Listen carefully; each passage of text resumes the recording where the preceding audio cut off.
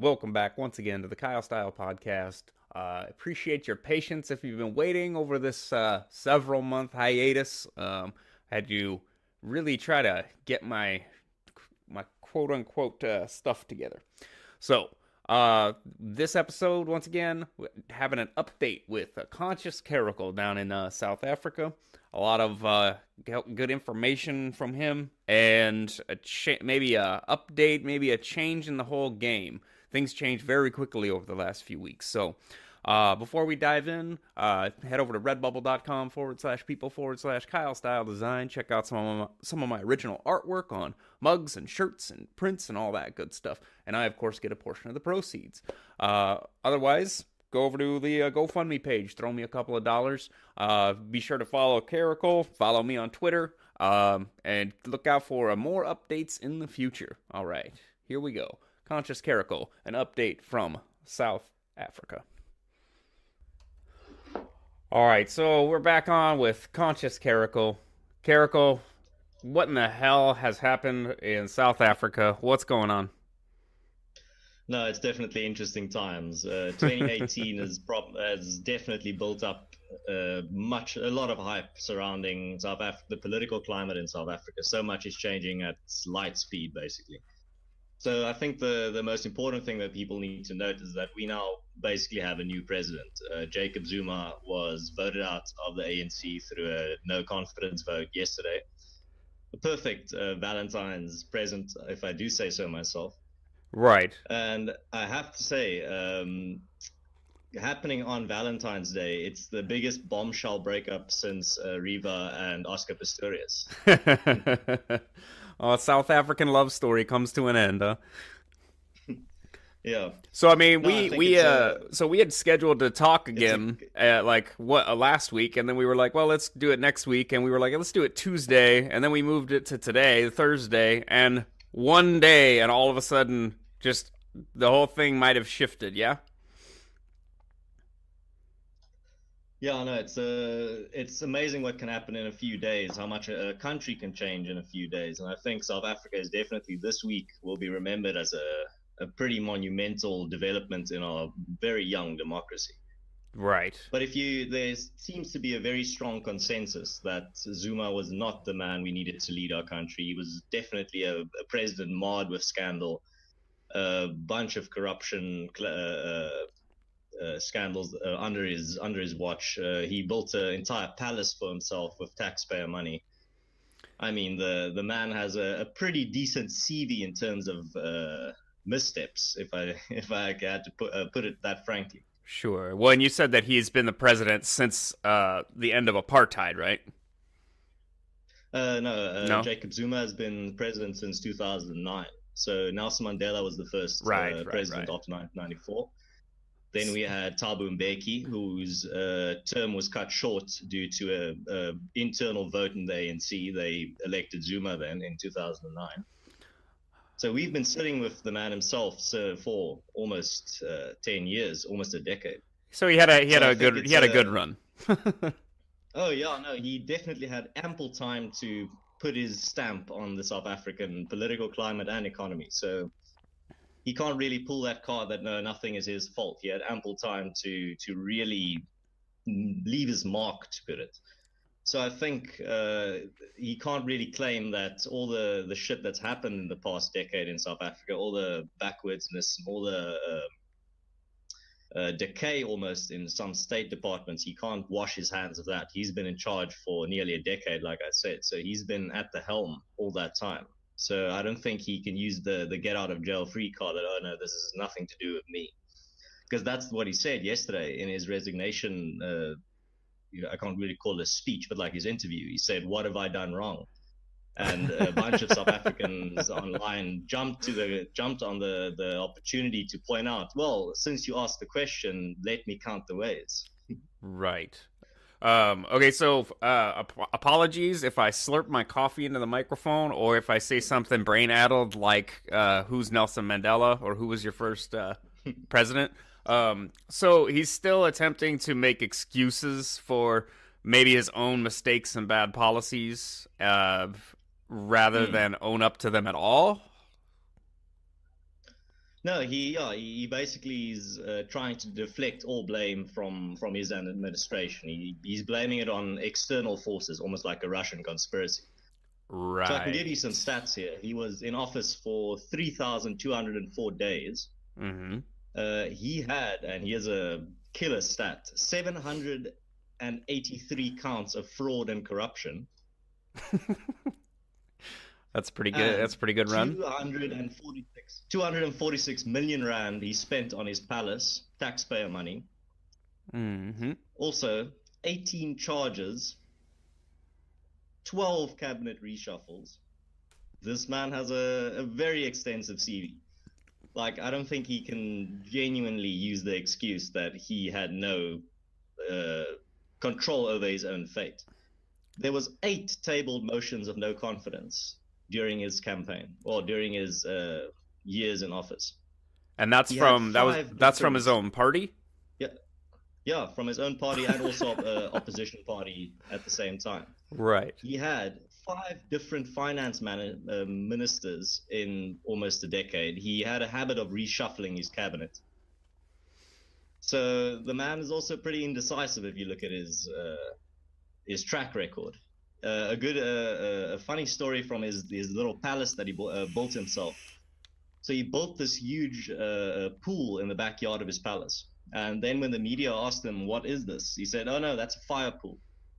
It's a pool that we're going to use for if there's ever a fire. It's not a real swimming pool. It's just an emergency pool to extinguish fires with." So he called it a fire pool.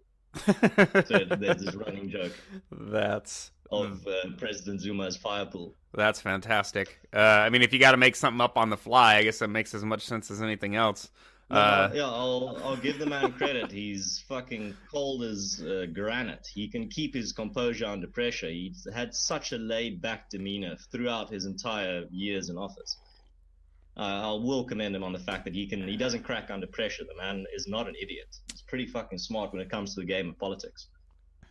So I mean, he's not. So he might be resigning with a bad reputation, but he's not. He's not going to have to like flee the country. That's what we're going to have to wait and see. He's definitely going to have to appear in court for a bunch of all those claims that I just mentioned. He's not in the clear. And I Right. think his ass is nipping a little bit in the fact that he has people gunning for him. But at the same time, in his years in office, he's built like this cult of personality around himself. So he does have his supporters of his own. So he So has it's not some like it's him loyalists. against the world. Sure. Definitely. Okay. He's the classic politician, the populist, basically. Builds this very ironclad cult of loyalists around him that protects him and shields him. Sure. And so he have some kind of moneyed class around him as well? Oh yeah, the Guptas, who are a very influential Indian family that basically Mm. we call it state capture, where they manipulated Jacob Zuma to give them all but a bunch of favors and government power and to really use their funds to control the South African economy. For Mm-hmm. example, one of their family members had a wedding in South Africa in, I can't remember, like 2013 somewhere. And they used a military base to land their private jet, gave them clearance and everything, and labeled it an emergency. So that was one of the big scandals where we started thinking, oh shit, wait, something's going on. Something isn't quite right. We're giving permission for these foreigners basically to use our military bases for wedding guests. Right.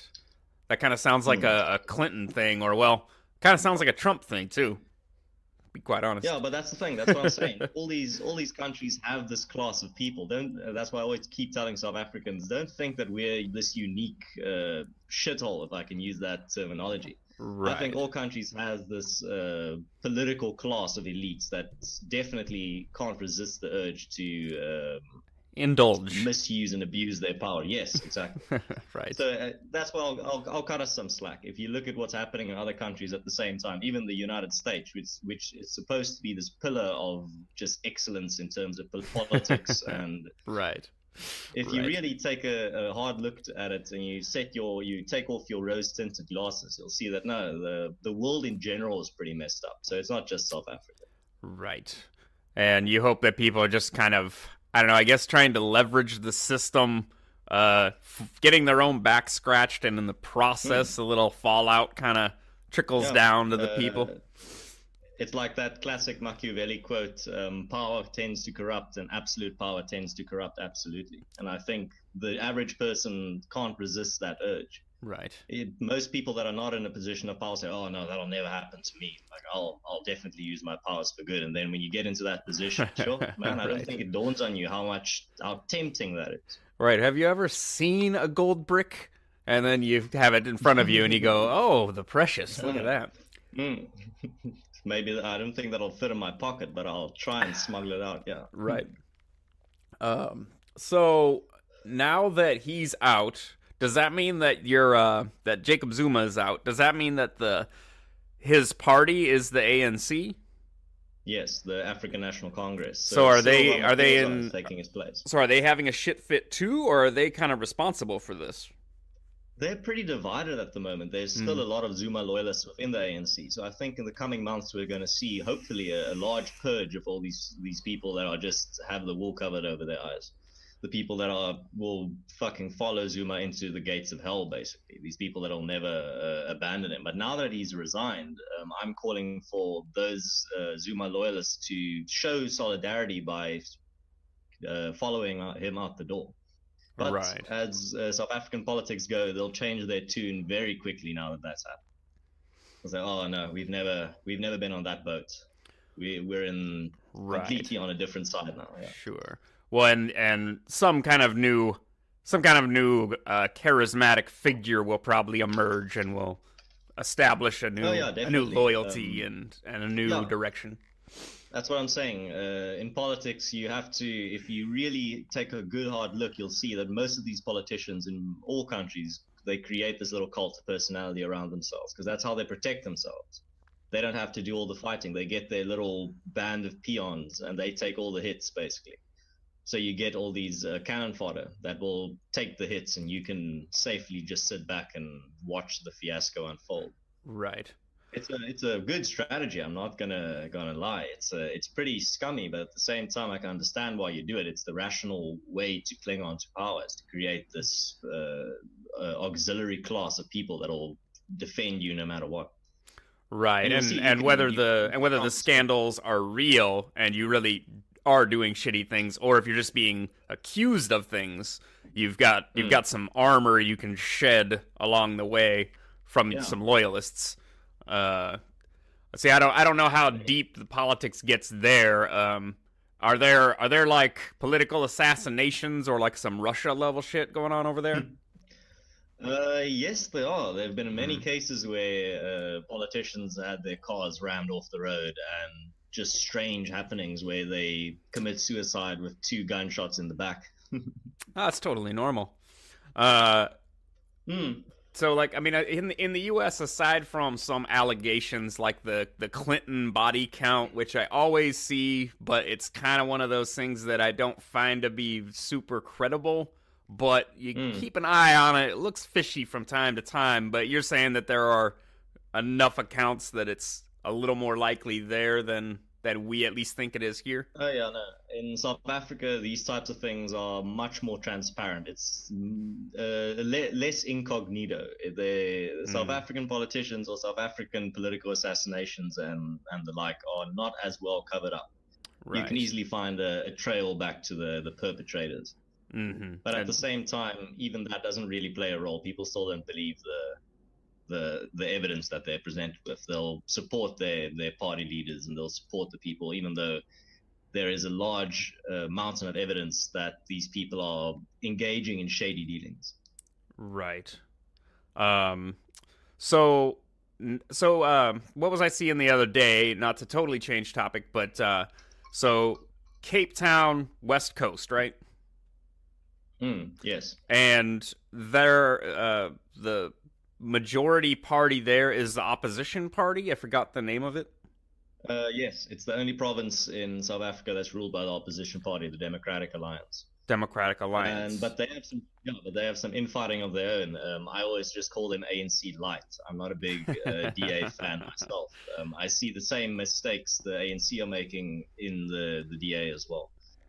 they suffer from the same deficiencies, just on a smaller scale. Well, and But it's at the same time, they haven't been in power yet. They haven't run the country, so we don't know. A lot of people say, "Oh no, they'll definitely be a better party to lead the country." I'm saying, well, we haven't seen them in action. I'll give them the benefit of the doubt, but at the same time, I'll remain skeptical. I'm not going to indulge in idealism. right. It could be just a fresh pair of uncomfortable underwear. Mm-mm.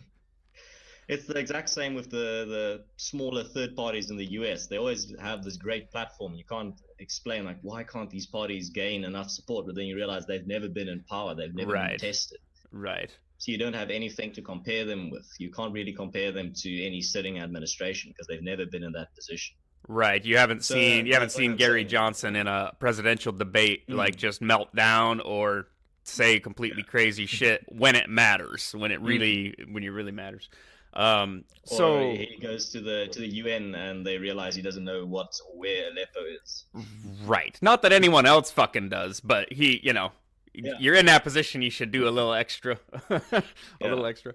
I mean, you're going to be asked those questions. You're going to be in the spotlight, so you better do your homework. Right.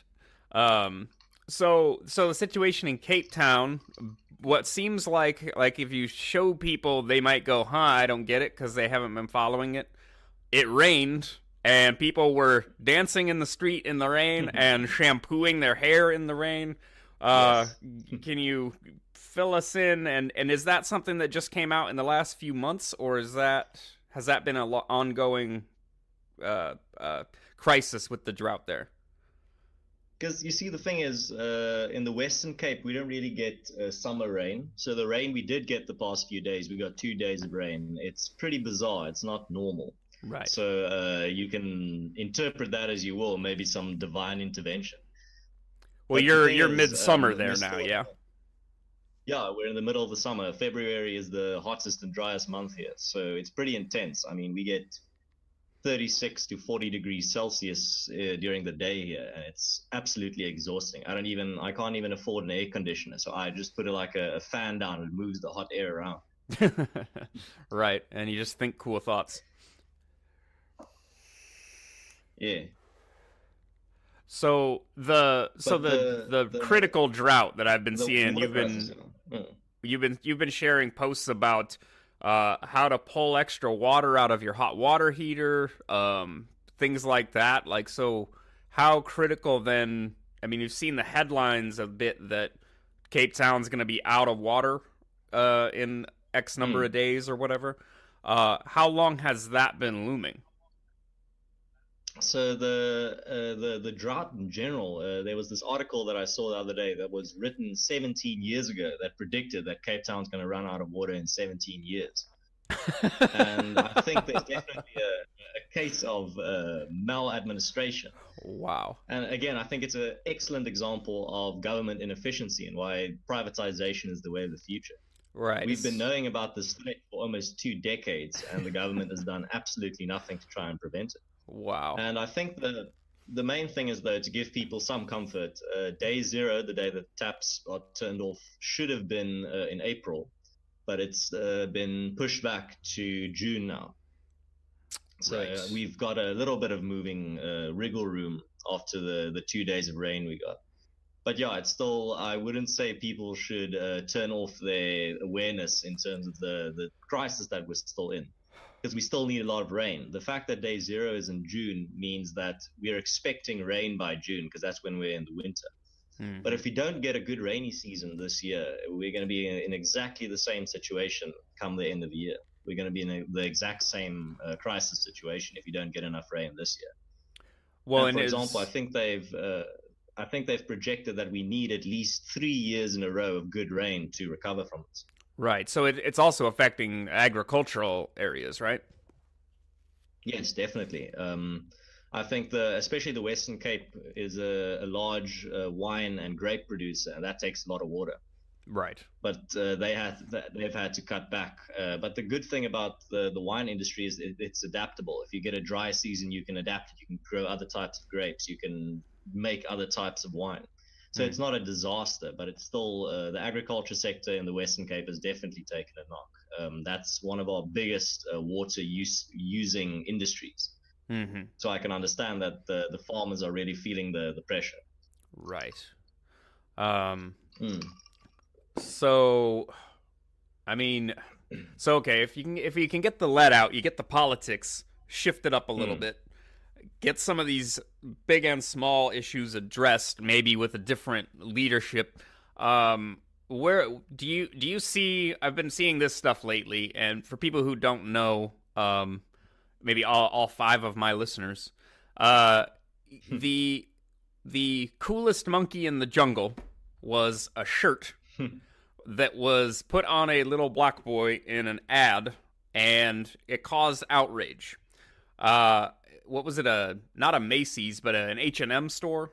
Was that H&M, yeah. got trashed Yeah. in retaliation, and that was a member of the EFF, the Economic Freedom Fighters, Yes. right?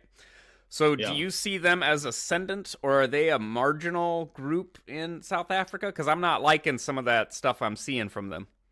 Yeah, because the thing is, they're the third biggest party in South Africa. Damn. They are a devout Marxist party. They are a radical party. They are in support of violent revolution. They're pretty much a Leninist party. That's what they self-proclaim themselves to be.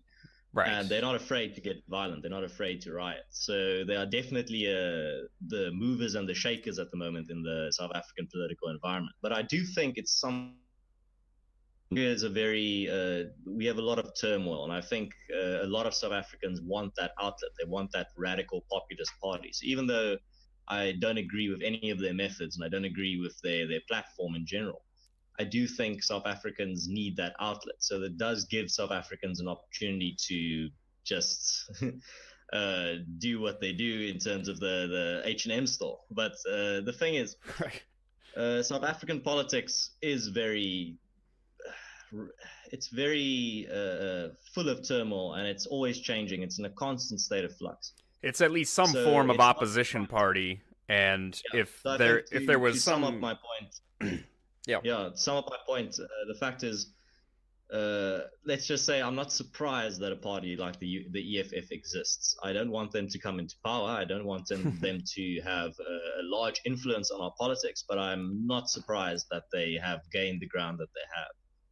And I do expect them to grow in the coming years, especially come the election in 2019. They're going to pull out all the stops, all the virtue signaling, all the populist rhetoric. They're definitely going to use that to their advantage to try and gain more support. And Right. the thing is, they feed off the ANC's incompetence. They feed off people that get disillusioned with the ANC. They go to the EFF much more than to the Democratic Alliance, in my observation. So I do think they're going to grow. I think they're going to become a strong political force, and they're here to stay, definitely. So it's fascinating to me for us to be so post Cold War, post USSR, and I'm getting angry at communists. And you're like, I thought we were done with all this, but apparently we got to do this again from time to time. So there's always been a bit of a Marxist or communist slant to the ANC and the post-apartheid South African system, right? Yeah. I mean, the ANC is part of a three-party coalition in terms of the South African Communist Party and COSATU and then the ANC. So they've always had their communist faction within their own party. So it's not even a conspiracy theory or just a crude observation. It's absolutely on paper, black and white, that they do have a lot of communist influence, and South Africa is full on a welfare state. I mean, I think 17 million South Africans are on welfare. It's insane. And that number is growing, and I don't think that's a very good projection for the future. Right. Well, and I think you said last time we talked, was it half of South Africans are unemployed, or is it a third or something? It depends on how you define unemployed, but it's around 33%. Okay, so it's roughly a third. Okay. That's not good when your tax revenue is needed to pay for the welfare programs and all the services, right? Yeah, that's the thing. Only, I think, 6 million South Africans pay about 99% of the income tax. Oh, And okay. I think that number gets even lower if you look at the brackets. I think about 3% pay about 80% of the income tax. So the lower you get that percentage of the income tax starts decreasing little by little. But you can probably narrow it down to about 2% pay to 3/4 of the income tax. Well, It's you know, absolutely insane. these super rich have to pay for everyone else because they're stealing all the wealth and hoarding it all, you know? And what's the worst that'll happen if you start taking all their wealth? Uh uh man.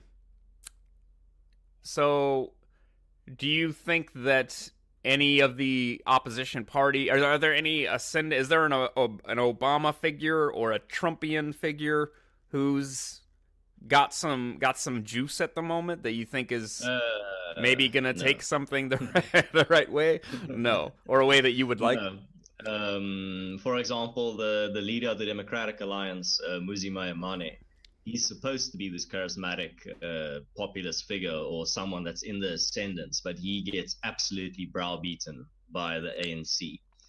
Because Mm-hmm. firstly, he's not part of one of the big cultural factions of South Africa. Secondly, he has a white wife. Thirdly, he doesn't Mm. speak in an African accent, South African accent. He speaks in an English accent. So Mm-hmm. he's absolutely, in terms of optics, he is the puppet of the foreign interests. And I can understand why South Africans view him as such. Right. His optics game is absolutely non-existent. It's terrible. I don't think he stands a chance of ever becoming the number one in South Africa, Mm-hmm. just because of the perceptions. And in the game of politics, perceptions always beat reality. That's a fact. Right. Well, perception becomes reality. Um, so have you considered a run yourself? I know this is a scary thought, but sometimes I look around and I'm like, it's me. Like I'm the guy. I really don't want to be the guy, but I might be the guy. You ever consider that? I'll answer that question in a sentence. I'm white. Oh, So that I don't bad, really huh? see it happening. That bad. Mm. Uh, South hmm. African politics is very complicated in that sense. In terms of, I mean, even there's this misconception that a lot of foreigners and especially Americans have that black South Africans are just this homogenous mass of people that agree on everything and they have absolutely no difference. But it can't be farther from the truth. They have their own factions, they have their own cultural groups, and these groups hate each other just as much as the Right. different races have friction Well, between you each have other. Bantus So and yeah, and yeah. San and all Well, you that. have Zulus, you have Xhosas, you have Sutus, you have Venda, and for example, a Zulu will find it. The average Zulu would not vote for a Xhosa very easily, or an average Xhosa would not vote for a Zulu just out of nowhere.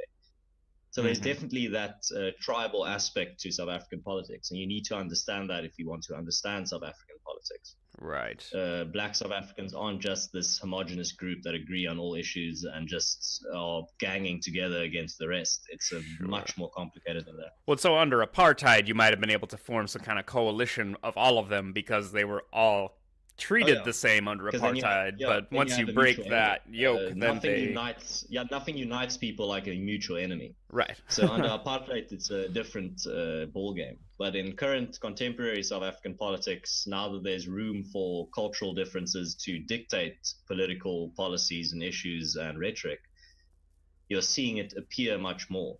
Mm-hmm. Intercultural and interracial divides are definitely being widened through the political environment.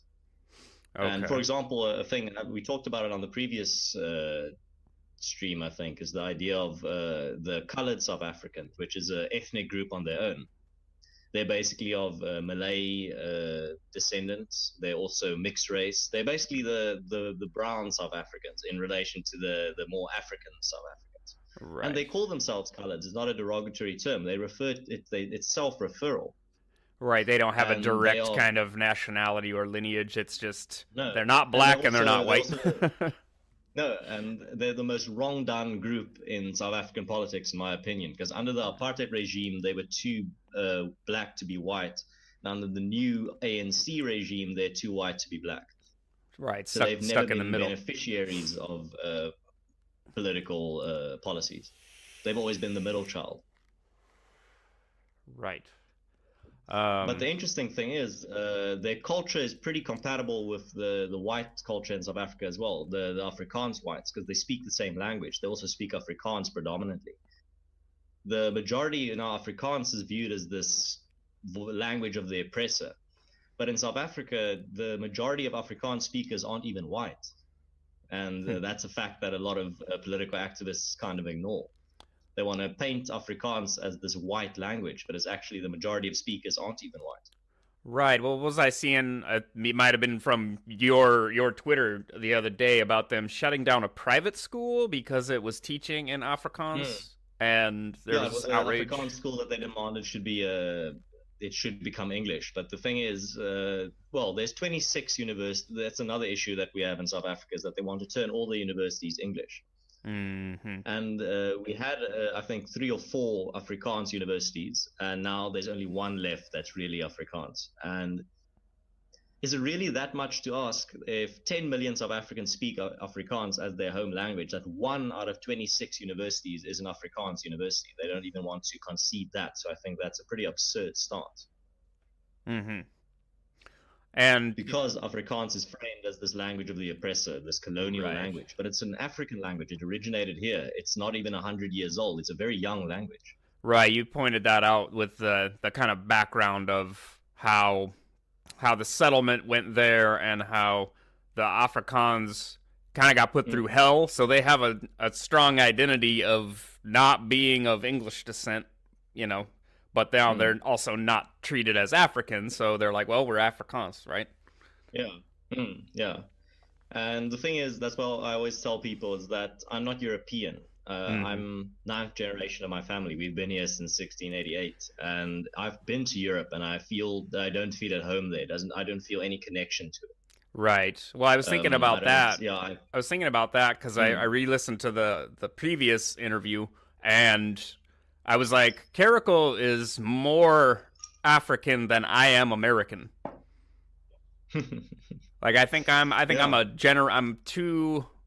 maybe 150 years, 200 years deep here, my family. So I'm like, damn, he's more African than I am American. That's a weird Just thought. Out of curiosity, what is your heritage?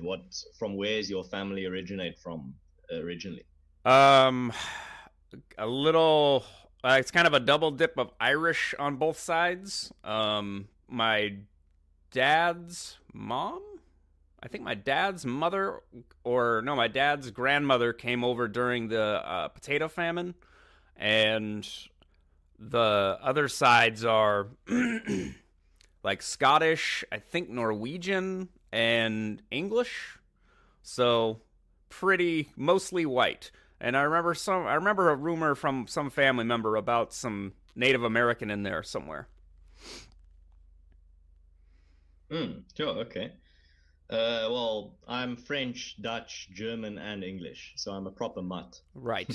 Yeah, sort of like America. You know, you get those colonial states, and they just started, sending all their criminals and whatnot. The thing is, one of my ancestors on my mother's side, weird twist of fate, and if it didn't happen, I wouldn't exist. So he was on his way to New Zealand, and I think in the 1800s, and when they passed Cape Town, he kicked the captain's dog, and they threw him off in South Africa, said, "You're not coming with us." And then he stayed. So if that didn't happen, I wouldn't exist. Right. Well, that's a fun story. You could call it fate. Right. I have a purpose. Right. In the larger scheme of things. So when you single-handedly help save South Africa from the commie infiltrators, it will all be due to a guy kicking the captain of a ship's dog hundreds of years ago. Definitely. That will be part of the law. That will be canon. Right. No pressure.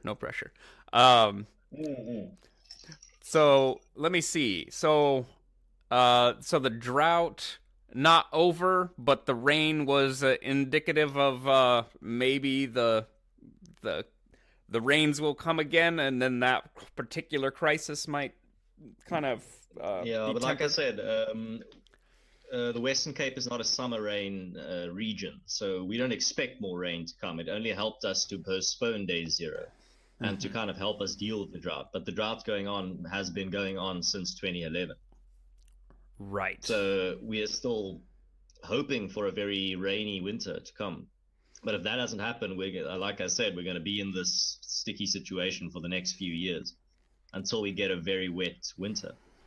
But the other thing that I think is also a point that needs to be raised is the fact that we haven't really, and I think I've touched on it earlier, is that we haven't really done enough to deal with it in the past. We weren't thinking long term.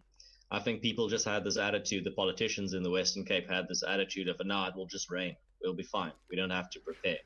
Right. They didn't build boreholes. They didn't expand the dams. There's this one joke, because there's this cliche in South Africa where South African politicians deflect from their own failings by blaming apartheid on it for everything that's wrong in the country. And there's this one joke that goes, it's apartheid's fault that we have the water crisis at the moment. They built the dams too big, so now they can't possibly be full. Right.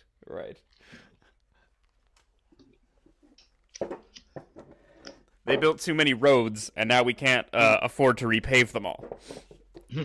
Exactly. Yeah, so it's South African politics is incredibly interesting, and that's why I'm so glad that I could be part of it. I'm really glad to be in the generation that I am, to be here to witness it and to be part of it.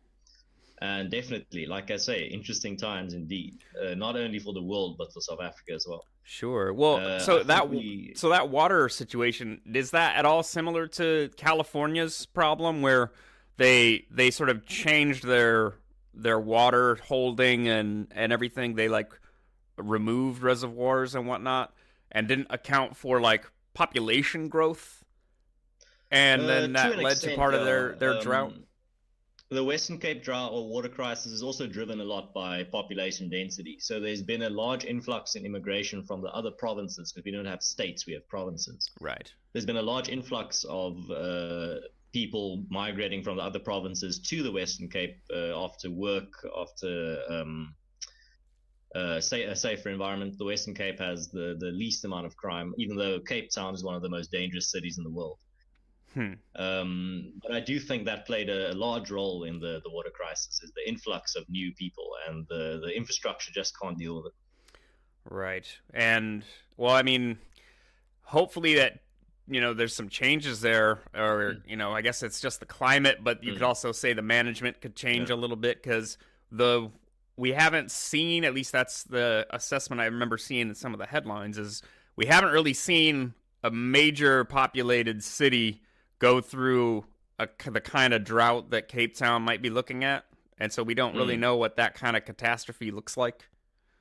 Yeah, but the thing is, if I can indulge you in a theory, so there is a theory that the current day zero is a hoax. It's only used by the current government of the Western Cape to use as a leverage to control immigration to the Western Cape.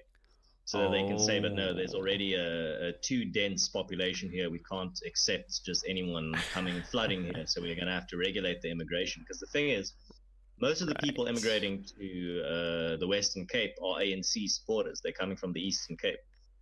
So the ANC is not going to try and hamper the flow of people here, because they will definitely vote ANC, and that's threatening the DA's power in the Western Cape. So I can see the merit in the theory that you can use that as leverage, right, to try and control this influx of new voters, almost as what you have with the Democrats in the USA, where if people won't vote for you, you import voters. Right. Yeah.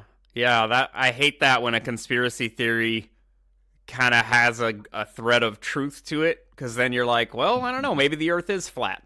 But then, but then the problem, of course, is you can't play, well, I guess you can. You can play chicken with there's not going to be any water if you want, but that's not a good feeling to think that, and you've seen evidence of it, right? Like, have there been water shortages? Yes, definitely. You can see the effects of the drought. The drought itself is not a hoax, but the according to that theory, the fact that the taps are going to be turned off on a certain date's not going to happen. Right. We're not in as deep as people are being led to believe. Damn. That's what the because theory that states. sounds plausible. You use the scarcity as a lever, as leverage for political reasons, when really it's just a matter of you've created 0 day, and you use it in like a political ad, and it sounds real scary. That sounds plausible that a politician would do that. But at the same time, you're like, but we need to address it so that it doesn't happen. Yeah, I think it's the idea. I'd say that it's definitely a game of not a game of chicken, but it's a trade-off. They see in the long term they'll be able to gain more from the controlling immigration than this little blight on their CV, the idea that they had a water crisis. Right. So we'll have to wait and see. I think the Western Cape is in for a very rough ride in terms of politics. It's definitely a battleground.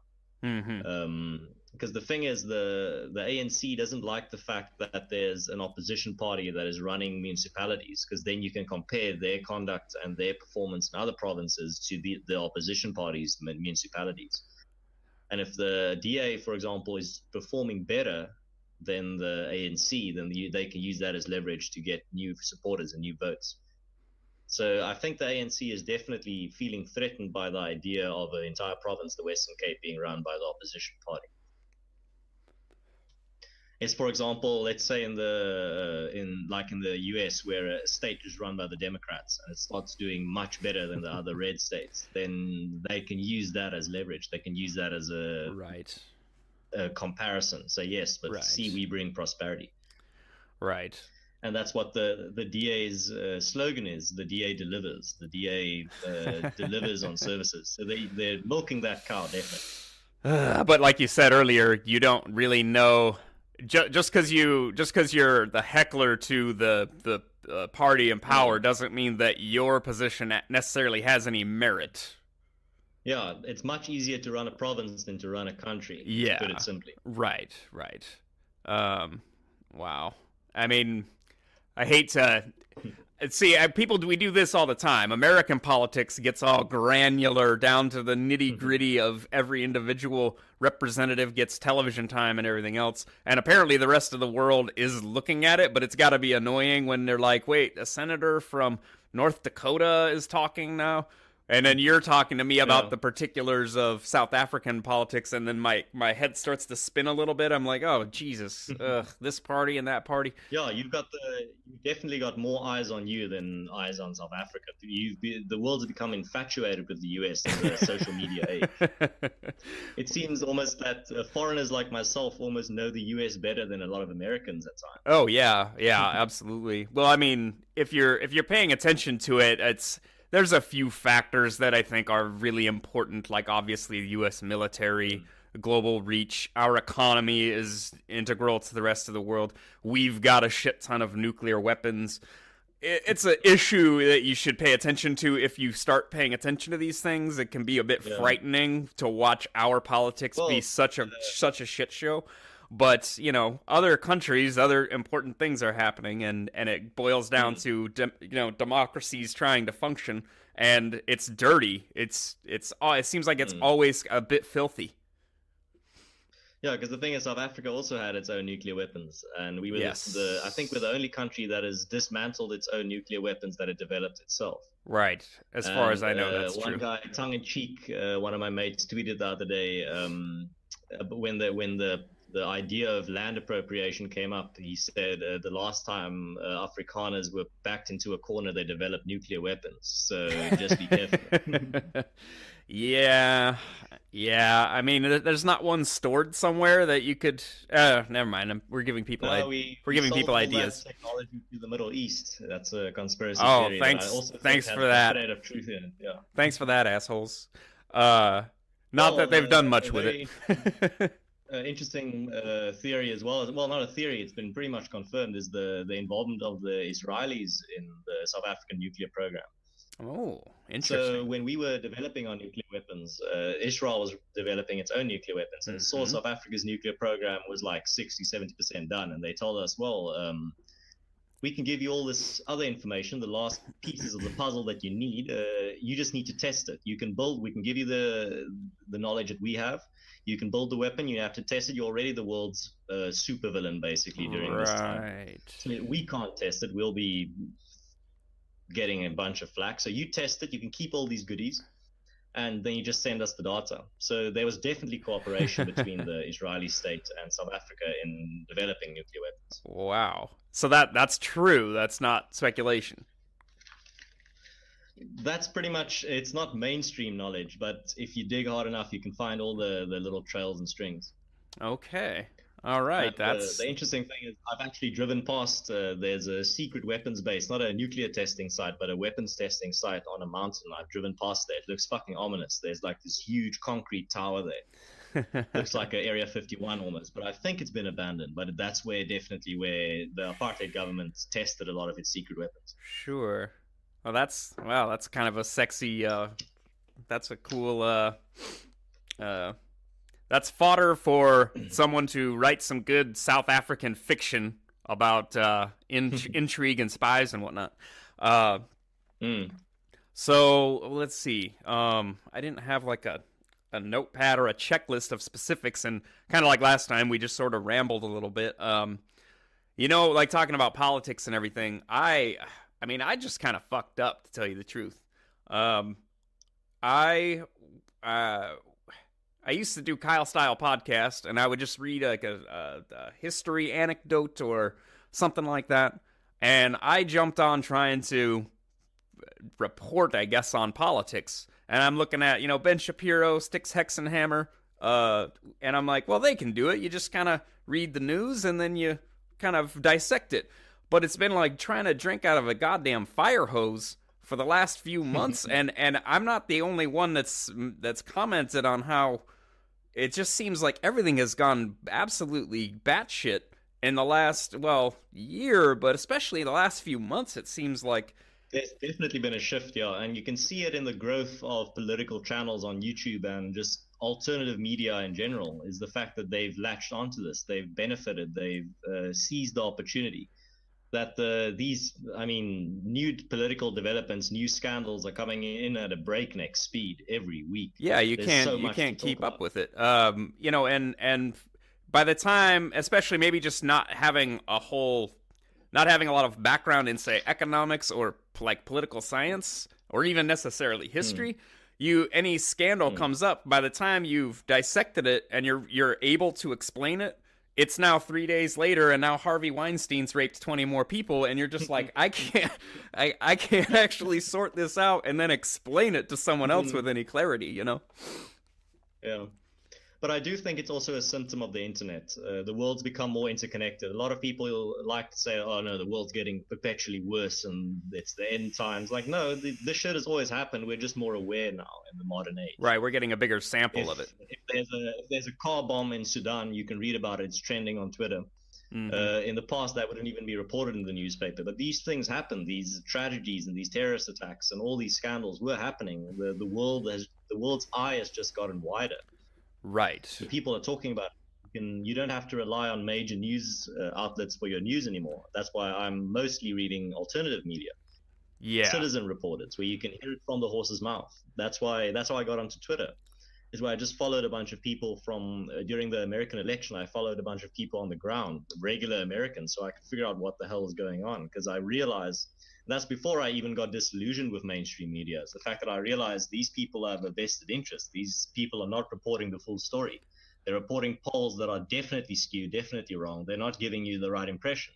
Right. Then I started talking to regular oaks, and then I realized, oh shit, wait, what the polls say isn't really the full picture. They're painting a very idealistic picture, and if you only trusted what the mainstream media were reporting, you definitely believe that Hillary had a 98% of winning. Yeah. And I think the fact that they were so monumentally, monstrously wrong, definitely gave them a black eye for the future. I think people have definitely lost a lot of trust and respect in the mainstream media globally. Yeah, we'll talk about a weird schizophrenic moment. It was like watching coverage from CNN, watching mainstream news, and seeing how one-sided it was kind of being presented, and seeing, going other places, maybe 4chan, parts of Reddit, Twitter, and not seeing the popular support there. Yeah. And you're going, wait, okay, come on, Kyle. You're smarter. Yeah, you're smarter than CNN, Gallup, all these different firms and everything. You've got it figured out. Come on, man. And then that moment where you're like, oh my God, they don't know what the fuck is going on. They're just as clueless as you, but they wear a nice tie and they get a 6-figure salary. Right. I'm in the wrong business. I can make up shit, and you just have to read off a teleprompter and you earn $1 million. Right, and if someone would do my makeup, this would be fine. Yeah, you don't even have to form your own thoughts. You just read another person's opinions. You get paid to read off a script. Right. You just have to look pretty. And then we'll sell cars and pharmaceuticals and shit that will make you go crazy. No, it's. I think in the past 2-3 years, there's been a great disillusionment with mainstream news. I think I just saw the other day. You can Salon, CNN, BuzzFeed, all these outlets are in big financial trouble. They're losing viewers. They're laying off people. They're downsizing. They're moving from their pristine, perfect penthouse offices into like bad neighborhoods because they can't afford it anymore. Right. They're definitely in some deep trouble. Well, that's why Newsweek went full retard the last 6 months or so. They were trying to get clickbait to generate ad revenue, and all they did was shoot themselves in the foot and made everybody think they were insane because they were. Yeah, that's why I always repeat this tweet when I hear news of a news outlet like BuzzFeed or Newsweek laying off some of its reporters or journalists. I always say, well, race bait, clickbait, and hyper-partisan reporting is not a long-term strategy. I'm absolutely stunned. Right. Well, it's a race to the bottom. Yeah.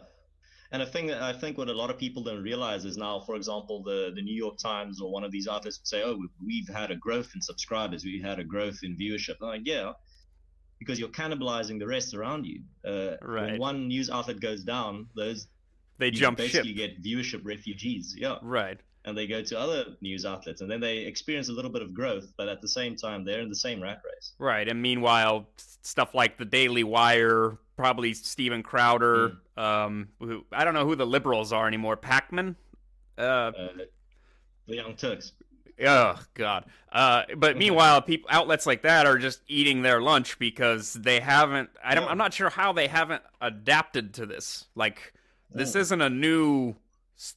situation, it's been years now of alternative media, but I think it's that have failed to adjust to the internet age. I think we have a class of journalists and a class of reporters that are just too old and too backwards to really take full advantage of the opportunities of the internet. Right. They can't do what we do. We can, if the news story breaks, the alternative media can just go on, tweet about it, write an article instantly. These news outlets, these big money news outlets have to first write a script. They have to run it past their advertisers. They have to send it through all the checks and balances, the diversity department, whatever. And by the time they get that news on the screen, it's 2 days old, 3 days old. And the alternative media like Steven Crowder or TYT or any of those have already reported on the story 3 days ago because they could instantly just sit in front of the camera with a microphone and just give their thoughts on the internet live. Right. I mean, I've thought about just opening up a live stream on Periscope or whatever, do the kind of Cernovich thing. But what I hate is also that race to be first, and then you can talk endlessly about shit that is in a void because you don't actually know. Like the school shooting we had yesterday. You could jump on and start talking about it before you even know if it's really happening, where it's happening, how many people have been killed, and you're first, but you're not adding anything. So somewhere between 6 months late and immediate, there's a nice gap there where you can really assess what's going on and give some kind of reasonable commentary. Yeah, that's why a lot of these fake news situations, I don't think there's a lot of malice behind it. I think it's just a race, like you say, to the top to be first. They want to report first, and that's why a lot of these outlets report Sam Hyde as the shooter. You saw the Bill O'Reilly? I saw you tweet out. Yeah, dude, it's surreal. It's absolutely, I love it. who was it? It was Matt Palumbo was like, "Why do people keep falling for this?" And I'm like, I'm thinking, do you want to tell him, or do we just let this ride because it's fucking hilarious? Ugh. Someone needs to stop this man. Like Sam Hyde has gone on an absolute massacre. I think he's put a dent in the American population by this point. Yeah, and nobody's talking about it. It's the worst thing ever. I mean, people are worried about Trump all the time, and he's out there literally killing people. God. Going from school to school on a jet. He's basically a one-man terrorist organization at this point. Yeah, I mean, does he have some kind of CIA protection? We just don't know, and no one's even asking these questions. No one's asking the hard questions about Sam Hyde. Yeah, it's a mess. So what are we at here? Well, what are we at? About maybe 45 minutes? Not that we need to limit ourselves arbitrarily, but let's see. So Lauren Southern, with her pretty self, went down there and is doing a documentary, I guess, on the farm situation down there. Have you seen any of the clips from that? Yes, I have, and I'm really glad that foreign reporters are actually talking about it. I think the other day at the UN or at some type of EU conference or something, there was actually a mention of her investigative journalism in South Africa. Good. And the word is getting out. People are talking about it. People are realizing, oh shit, wait, the Rainbow Nation isn't all just moonshine and roses. It's a bit more complicated than people realize. And the fact is, but also you also see populists on the other side, on the right, exploiting the farm murders and calling it an absolute genocide, which I do not agree with. I don't think it's a genocide. Definitely a serious issue. There's definitely a racial element to it. There's a hate element to it. It's definitely something that needs attention, but we're not being rounded up into camps just yet. Right. So I always tell people, hold your horses, don't overblow it, don't sensationalize it, because then people can just instantly discredit you, and then the issue gets thrown under the carpet and it just gets forgotten because people get too excited. People exaggerate it for clicks. Right. Well, so yeah, you're a fan of you're a fan of Jordan Peterson? No, I'm a big fan. Okay. Jordan Peterson is definitely a person that I try to follow as much as I can in terms of if he does an interview, I always try and listen to it. Absolutely. He was on Joe Rogan the other day, a few weeks ago, and I watched it live, and it was really interesting. I do think he's a rising force. He's almost like a celebrity at this point. He's gained such a huge amount of traction in 2018. It's unbelievable. After his Kathy Newman interview, man. He's being injected into the mainstream. Normies are starting to talk about Jordan Peterson and making Pepe memes. So what you're saying is, so he said something in, I think it might have been that most recent Joe Rogan or one of the previous ones, where he was talking about how complex the world is and how there's all these complex systems all kind of working together, right? And people want to go mucking about in all of these different systems to try to get the outcome they want. And the more radical changes people try to make, the more they start tampering with like primal forces of nature, essentially. And just because you want to alleviate poverty, just because you want to create, increase equality, doesn't mean that that's what you're going to get. And he also said, we're in a really volatile, chaotic time. And so the thing with, say, like the South African farm murders, #white genocide kind of dichotomy, if that's not handled, treated appropriately, it could create that problem very, very easily if cooler heads don't have the right words to describe the situation as you just kind of you did. I think it was Aristotle that said the worst form of inequality is to try to make unequal things equal. And I do think there's populist exploitation when it comes to the scandals and the issues that we have in the world on both sides, leftist and right populists. Is that they take these issues, genuine issues, and for example, progressive issues or right-wing issues, doesn't matter, And they take it and they exaggerate it and they sensationalize it for their own benefit, some more malicious than others. And that's what I mentioned in my recent video on populism, is the fact that these populists are using it to further their own cause, but at the same time, they're creating a false image of the world. People are thinking the world is a much more dangerous and chaotic place than it really is. Mm-hmm. Mm-hmm. And then moralizing it so that you can demonize the opposition. You say that they're basically evil because they don't agree with one particular point or one particular policy, and they aren't cooperative because they're racist, Nazis, bigots, whatever it is, or commie scum. Sometimes people are just commie scum, but you know, you can't just otherize everybody in policy. And sometimes people are just Nazi scum at the same time as well. Right. Right. Yeah, and I think that's what's happening, is that because people are just crying wolf all the time, real Nazis are getting away with absolutely atrocious rhetoric that should be challenged in the mainstream intellectual sphere. Mm-hmm. But because everyone's called a Nazi, no one is a Nazi. Like that infamous Incredibles quote, that doesn't go exactly like that. I think if it was exactly that, it would be a much more controversial film.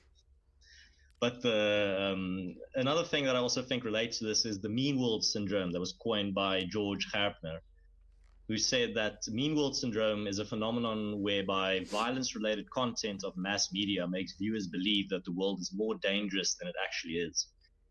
And I think that's what's happening with social media, is that because we're so hyper-aware now of every disaster that happens in the world, whether it be Cape Town's water crisis or a car bomb in Istanbul or whatever, the people in general that are browsing and seeing these stories are getting the false impression that the world is getting worse and the world is a much more chaotic and terrible place than it actually is. Right. Because they're only cherry-picking the worst things. Well, for example, positive stories very seldom reach the front page. Yes, yes. Or, you know, heart disease is the #1 killer of Americans. But they're not going to do a story about it because it's a thing that takes 80 years to affect you, and we don't necessarily know what all the causes are aside from smoking and too much, sugar. So they're not going to do a story about someone who's in mid-stage heart disease because that just looks like a person. There's nothing to talk about. As I take a long drag from my cigarette. Hey, all right. But I think what's also happening is the fact that with this whole positive stories not reaching the front page, is the fact that people don't realize that the world is actually getting better. And I think you also see it in, like you said, where everyone is just a commie scum or nasty scum on the internet. Right. The right wing uses Antifa as this rising threat. There's this huge criminal terrorist syndicate that's going to overthrow American democracy. And then the left wing uses these Nazis on the internet as there's this Nazi conspiracy that's going to overthrow American democracy. Right. There's white supremacists everywhere. Scapegoat, and they overblow it completely just to serve their own narrative. Well, so there's I've almost been meaning to do a whole episode on this. I need to find a copy of this book. I remember reading it back in the day. It's called Wisconsin Death Trip, and it was put together in the 60s during a very chaotic period. And the author's point was to point out what you were just talking about, that no, it's not falling apart. Things are always kind of chaotic. And he took news reports and obituaries and things from a couple counties in Wisconsin state in like 1890 to 1895, something like that, and kind of scrapbook them together and put things in sequence. And if you look at that, it looks like everyone's dying of diseases. The world is ending. Oh yeah, everybody's murdering everybody. Cannibalism, like serpents are coming out of rivers and eating people's livestock. It looks like the end of the fucking world, but then that was just one tiny corner of what was still a frontier. And you can only imagine what cities looked like. And then you jump to now and you're like, oh, okay, it's just kind of always a bit chaotic, but here we are. It doesn't collapse. It's just kind of a mess. That's life. Mm. Just kind of No, a the mess. thing is, if you look at history, every generation believes they're living in the end times to some extent. Yes, that's And very vain. every 50 or 30 years, there's a moral panic where people just think that the entire society is crumbling into degeneracy or evil. Some evil force is threatening our way of life. You can see it with the Red Scare and the Satanic Panic, and now more recently, if I can say it, the red MAGA caps under the bed panic. The idea that there's just Nazis everywhere. Your neighbor definitely has like a swastika in his room and is thinking about ethnic cleansing and everything. So I do think there's a paranoia that accompanies a moral panic. And I do believe we are currently in smack dab in the middle of a new moral panic. For example, in the 90s and the early 2000s, it was video games cause school shooters, and they turn your child, if you listen to heavy metal, you could turn into a Satanist and start sacrificing cats. Right. Today, I've literally seen articles where they write, if your son or daughter is listening to heavy metal music, they might be part of a hate group. They might be a Nazi. I'm like, shit, man. Haven't we heard this story before? Right. Instead of video games causing violence, it's now video games cause misogyny. Right. So it's the exact same narrative, pearl clutching, that you've seen in every generation. And I do think not enough people are aware of that fact. They are just oblivious to the fact that this is the same tune that we've been hearing for the past 20, 30 years. And it's just a different side making claims. Right. So, and I think if you look at Gamergate as well, gamers are definitely a group in society that have been demonized and used as a scapegoat. They're just the cesspool of degenerates and Nazis and misogynists and racists. Right. And it can't be farther from the truth. The gaming community in the world is pretty much a very tolerant and accepting group of people. They're pretty much losers and nerds and geeks. They're people that have been shunned and ostracized by society, and they can't help it. They can't help but be tolerant and know what it feels like to be a minority or to be ostracized or to be hated for who you are. So I think they can relate to that. So that makes them a very tolerant and accepting group in society. I think gamers get a lot more slack than they deserve. Mm-hmm. Mm-hmm. It's the same with the Dungeons and Dragons community in the 20th century. They got the same slack that they were these Satanists and they were these degenerates and evil people.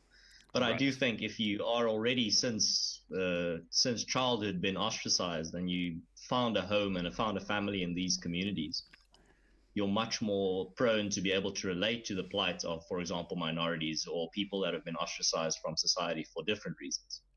Sure, and then you can see through various like narratives and try to dig at what's actually true, not what you're not just what you're being told. And that's really what the whole Gamergate thing was. People said, "Wait, you're turning our gamer news into corporate propaganda," right? Yeah. That was kind of how it all started. And the thing is, yeah.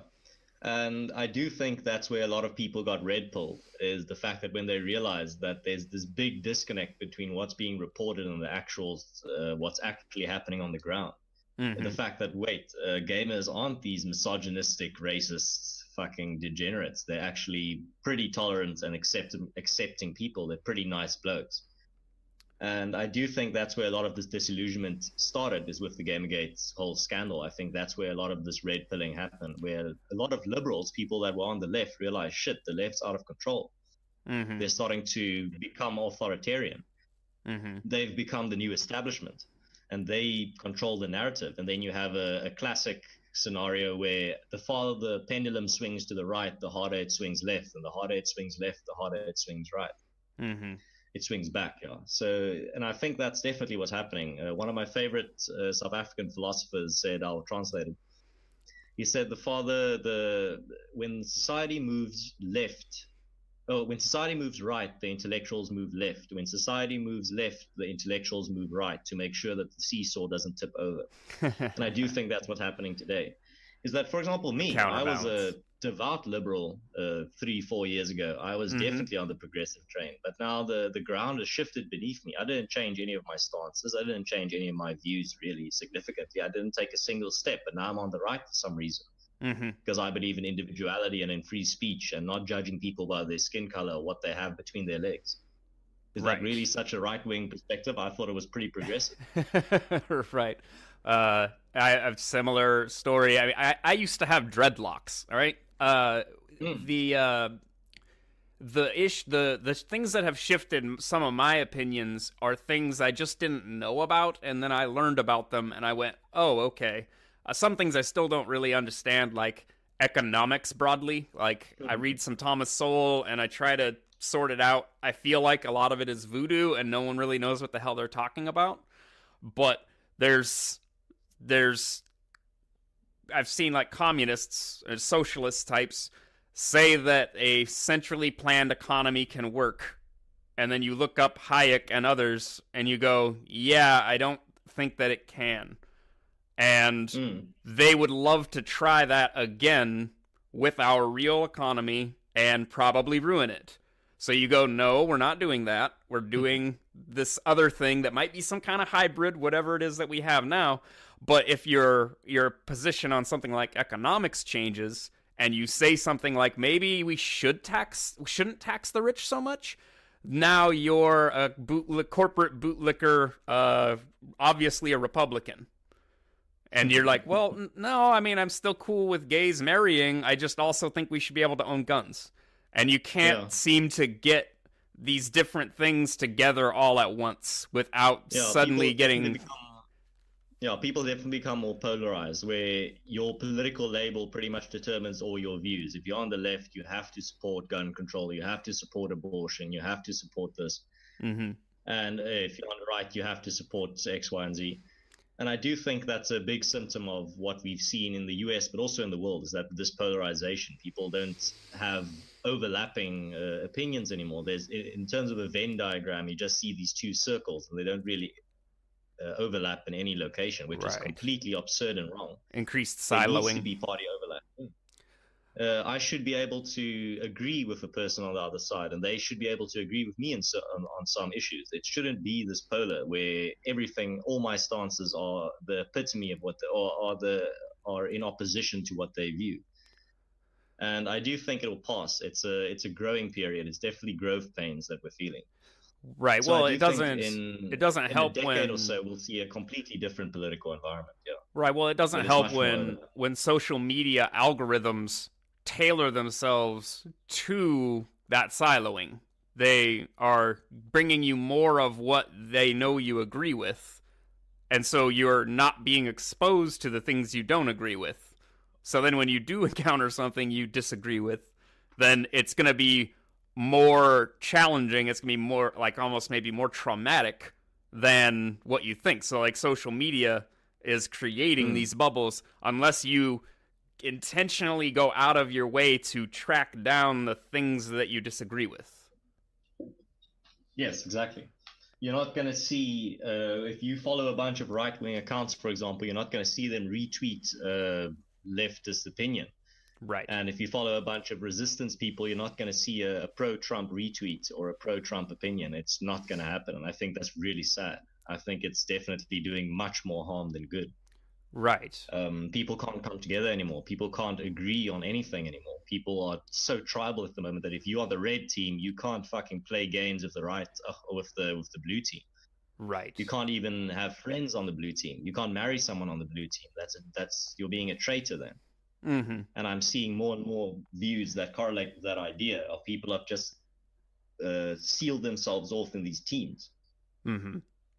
And their own flags. Whatever underlying values which you would think would be based upon some kind of philosophy. You have a philosophy, it results in values, meaning here's how you should act given that these certain things are true. And then those values then translate into politics because you want your politics to reflect that which is true. So yes, exactly, if you can't get to understanding the, moral, ethical, philosophical bedrock of your opposition, then you'll probably just default to they're evil.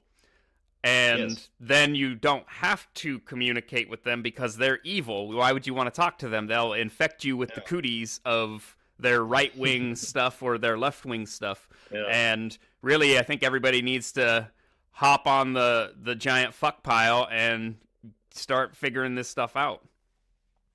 Oh yeah, no. The thing is, and what I also see happening is that people on both sides are using the radicals on their side to gain more support from the centrists. For Yes. example, the right wing will say, "Look at these Antifa scumbags, these absolute commies. They're going to come for you and your wealth." So then they get a lot of centrists to come to their side, and then the left wing does the exact same. Say, "Look at all these Nazis on the other side. They're going to put you in death camps. Come to our side. We'll keep you safe." And then they Hmm. get a more centrist to their side, and that's what's contributing to this polarization, is that the center is shrinking. Right. Well, there. I mean, to be somewhat fair, the thing that bothered me about Antifa and why I was trying to track their behavior over the last year is guys waving Confederate flags and shouting "blood and soil" and waving swastika flags. That's front page news. It's immediate, and Yeah. everybody's freaking out. Antifa, or whatever they want to call themselves in different factions and Black Bloc or whatever, they were attacking people and breaking shit and starting riots for like weeks and months, and there was nothing in the mainstream media. It was almost Mm. all alternative media. And instead of swastikas, they have hammer and sickle T-shirts and flags. Right, and It's you're almost the like, same. yeah, and you're like, that's not actually much different. In fact, it could be worse than Nazism, body count wise. But it wasn't being covered, so then you got to make noise about that to get mainstream media and get people's attention to look at the violence. And Yeah. and man, being up here in the Northwest, it's like it's liberal kinda, but then there's kind of a conservative faction. But uh, there was stuff down in like Portland. There was Antifa and riots here. Not riots necessarily, but fights and brawls. And trying to track that was interesting because you're like, okay, people are getting really animated. There are people talking about states seceding from the union because of Trump.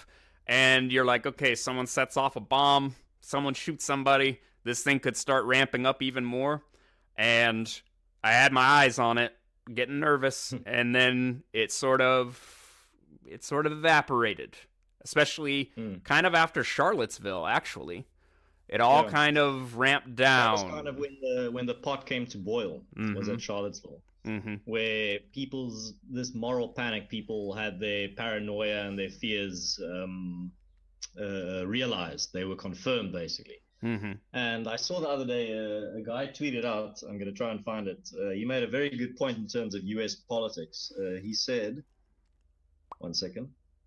So he said, projection is the cornerstone of American politics. People project all their hopes and dreams onto their preferred party and all their anger and their fears onto the other party with no real basis in reality. And I do think there's an air of truth in that.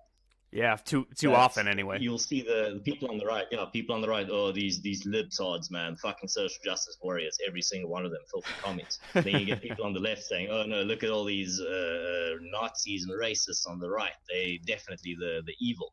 We are the great saints. We can do no wrong. And then people on the other side, no, it's the liberals that are evil. We are the good guys. And it's just this constant good guy versus bad guy narrative, which is absolutely wrong. Right. Which makes you feel good The world is much more when gray. you have your clan around you.